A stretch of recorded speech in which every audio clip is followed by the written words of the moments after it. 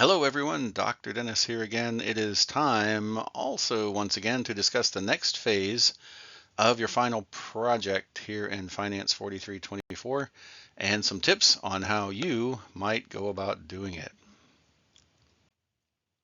By now, you should have drafted a general outline for your project based on the assignment requirements. Hopefully your outline looks something like this. Part 1, an introduction to the financial crisis and role of the banking sector. Here you should give a brief overview of the 2007 through 2009 financial crisis and its impact on the housing market. You should also highlight the significance of this event in economic history. Analyze how the banking sector contributed to the onset and escalation of the crisis, and be sure to focus on specific banking products such as subprime mortgages, mortgage-backed securities, and collateralized debt obligations, also known as CDOs. The financial crisis of 2007 through 2009 was significantly fueled by the actions and practices within the banking sector. For instance, the widespread issuance of subprime mortgages, often bundled into complex financial products like mortgage-backed securities and collateralized debt obligations, CDOs, all led to heightened risk exposure for financial institutions.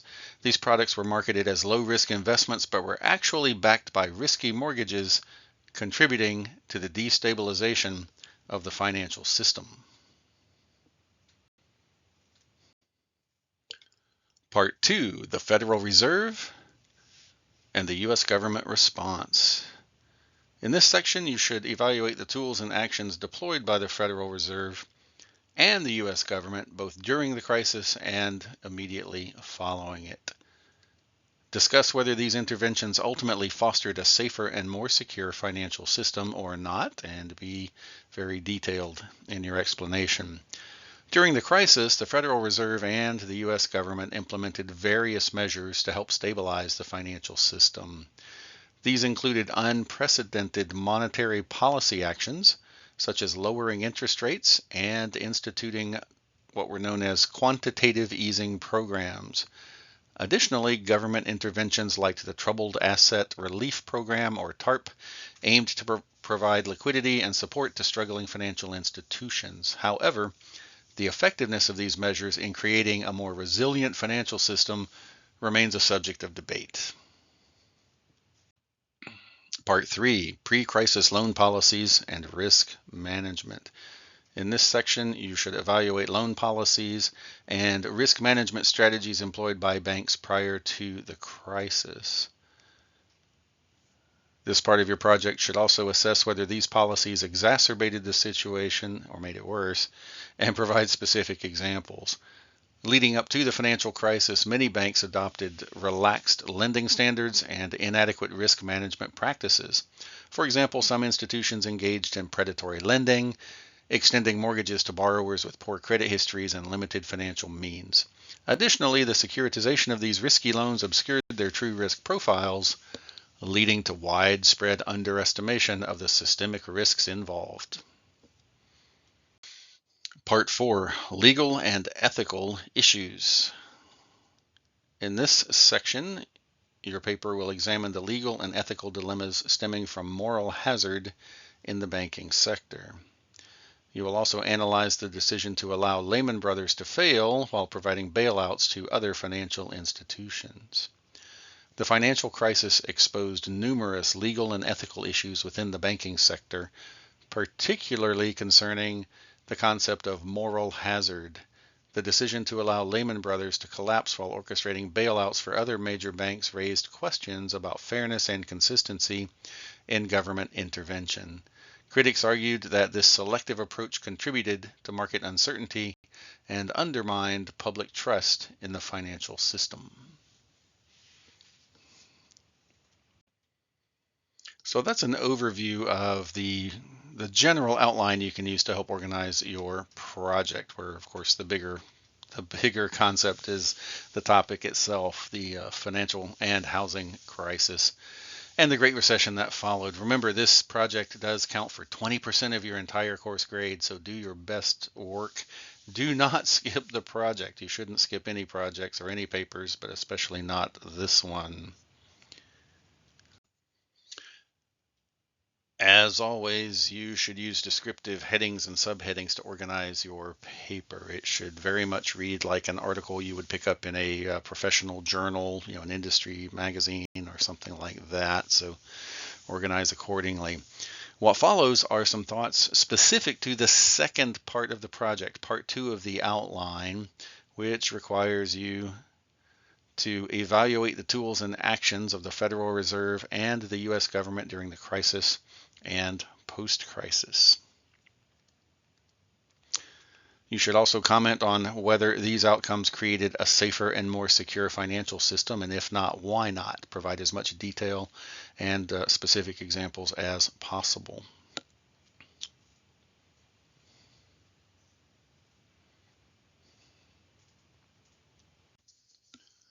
As a result of the 2008 financial crisis, many businesses and individuals were left with huge losses. In order to limit the damage, both the Federal Reserve and the U.S. government took numerous steps to intervene in the economy. These interventions ranged from providing liquidity for troubled banks and other financial institutions to introducing new regulations aimed at preventing similar crises from occurring in the future. The primary question to be explored here is, were these actions sufficiently robust to both aid in crisis recovery and prevent similar situations in the future? This is a key undertone and hopefully part of the significant conclusions you will draw after you've put your entire project together. The Federal Reserve intervened during this time by providing emergency lending programs, which helped some of the larger banks avoid bankruptcy. These programs included the Troubled Asset Relief Program, or TARP, Term Asset-Backed Securities Loan Facility, known as TALF, a variety of other Federal Reserve programs, and several housing market stabilization efforts. Larger banks benefited from these programs most, though some banks were allowed to fall into bankruptcy and go out of business. These failed banks put thousands of people out of work and sent the already recessionary economy into a tailspin. The economic ripple effects were severe and widespread. Other businesses were unable to survive and went out of business as well. This resulted in massive layoffs across the economy and further reduced economic activity, leading to the 2008 through 2009 Great Recession. During the 2008 housing crisis and subsequent recession in the U.S., several large emergency lending programs were instituted to stabilize the financial system and support economic recovery. Among the notable programs was the Troubled Asset Relief Program, or TARP. TARP was enacted to purchase troubled assets, particularly mortgage-backed securities, from financial institutions to stabilize the banking sector and restore liquidity. It also provided capital injections to banks to prevent systemic collapse of the banking system. Term Asset-Backed Securities Loan Facility, or TALF. TALF aimed to revive the securitization market for consumer loans, such as auto loans, student loans, and credit card loans, by providing non-recourse loans to investors to purchase asset-backed securities. Other Federal Reserve emergency programs. The Federal Reserve implemented a variety of emergency lending programs, including the Term Auction Facility, or TAF, Commercial Paper Funding Facility, CPFF, and Primary Dealer Credit Facility, PDCF, to provide liquidity to financial institutions and support credit markets. The housing market stabilization efforts included initiatives such as the Home Affordable Modification Program, or HAMP, and the Federal Housing Administration Refinance, and several federal FHA programs were introduced to assist struggling homeowners by modifying mortgage terms and facilitating refinancing. All of these emergency lending programs played a crucial role in preventing a complete financial meltdown and supporting the recovery efforts during one of the most challenging economic periods in recent history. Also, another mini tip, notice I have sprinkled several references throughout my slide deck. You may want to go and find those on your own and see if they fit the content list that you are putting together for your project as well. One of the most significant interventions that the Federal Reserve took during the 2008 situation was to reduce its benchmark interest rate from 5.25% to nearly zero. This move aimed to stimulate economic activity and encourage borrowing by making loans cheaper for both businesses and consumers.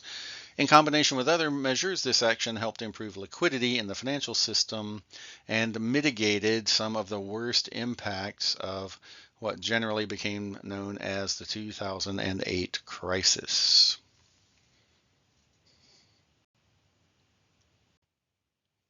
The U.S. government also responded with several key interventions.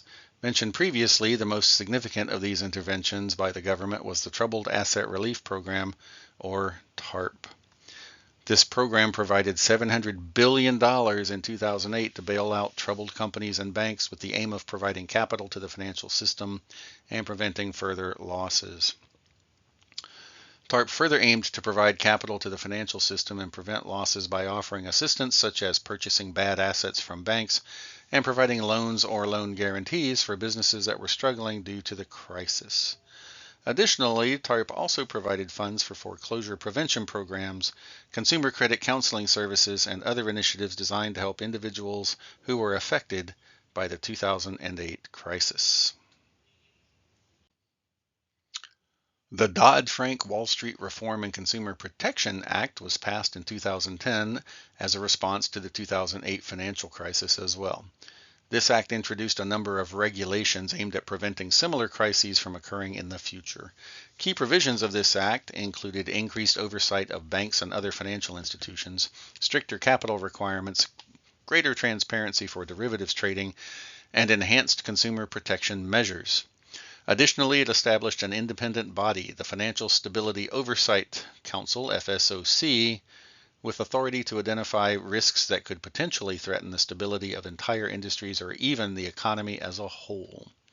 These reforms were designed to ensure that businesses take greater responsibility for their actions while protecting consumers from unscrupulous practices by banks and other financial institutions. While it can be said that both the Federal Reserve and the U.S. government took steps to intervene in 2008, their effectiveness in terms of preventing similar economic crises in the future has yet to be seen.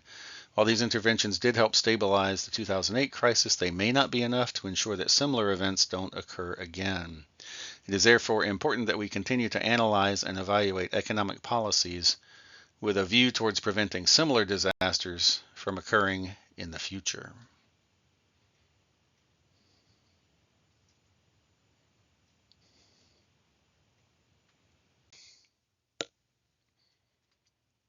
Here are several references that were used to supply the content for this presentation. Feel free to locate them on your own and potentially incorporate relevant paraphrased content into your project and include them as needed in your reference list as well.